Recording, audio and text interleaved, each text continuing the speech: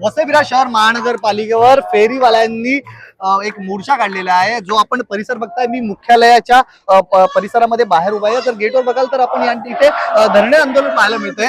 त्यांच्या प्रमुख मागण्या आहेत, जेणेकरून जे फेरीवाल्यावर होणारा अन्याय कारवाई असेल आणि अर्थात 2014 पासून जो कायदा अंमलबजावण्यात केला आहे, कुठेतरी फेरीवाल्यांना त्यांचं धोरण आखलं पाहिजे, फेरीवाला क्षेत्र आखलं पाहिजे. हे काही मिळालं नाही आणि कारवाया होतात. आणि त्या पण प्रामुख्याने मागणी आहे की जी पावती आहे, ही पावती कुठेतरी डिझेलच्या नव्हे, जेणेकरून जे ठेके दिलेले आहेत यांच्याकडून कुठेतरी अनाधिकृत वसुली केल्याचा आरोप केलेले आहेत. आपल्या बरोबर शेरू आहेत, आपण शेरूकडे जाऊया. सर, आपण धरणे आंदोलन केलेलं आहे, काय आपल्या भूमिकेत? 2014चा जो फेरीवाला कायदा आहे त्या कायद्यामध्ये स्पष्ट तरतूद आहे की दर 5 वर्षाने फेरीवाल्यांचा सर्वे झाला पाहिजे, परंतु गेल्या 10 वर्षापासून अद्यापर्यंत कोणत्याही प्रकारचा सर्वे झालेला नाही.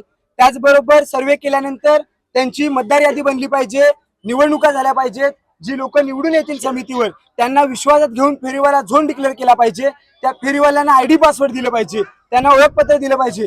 परंतु वसई विरार या तालुक्यामध्ये कोणत्याही प्रकारचा अद्यापर्यंत सर्वे झालेला नाही गेल्या 10 वर्षापासून. सर, एक मिनिट थांबण्याचा प्रयत्न करतो. कुठेतरी आपण फेरीवाल्यांसाठी पुढाकार घेतलेला आहे, मात्र शहरात होणारी ट्रॅफिक आणि होणारा नागरिकांना त्रास ह्याला कुठेतरी आपण प्राधान्य देता का?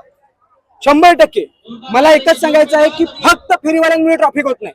या ठिकाणी अनधिकृत बांधकाम आहेत, हे जे दुबई स्टेट आहेत ह्याच्यामुळे ट्रॅफिक होत नाही का? परंतु आज बसवाले, रिक्षावाले सगळे संघटित आहेत, त्यांच्या युनियन आहेत. त्यांच्यावर काय झालं की लगेच आंदोलन होतात, मोर्चे होत आहेत, पण फेरीवाल्यांवर अन्याय झाल्यावर कोण आवाज उठवतो?